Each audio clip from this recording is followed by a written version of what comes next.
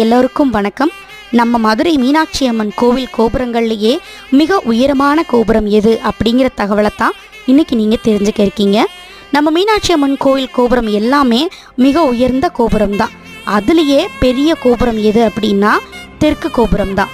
கிபி 1559 சிராமலை செவ்வந்தி மூர்த்தி அப்படிங்கிறவரால் இந்த தெற்கு கோபுரம் அமைக்கப்பட்டது.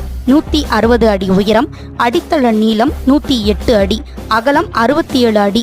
இந்த கோபுரம் மதுரை கோயில்கள்லேயே மிக உயர்ந்த கோபுரம். இந்த கோபுரத்தில் 1511 சுதைகள் பெரிய உருவம் கொண்டதாக இருக்குது. அது மட்டும் இல்லாமல் இந்த கோபுரத்தோட உச்சியில் இருக்கிற யாழியின் கண்களோட குறுக்களவு மட்டும் 2.5 அடி.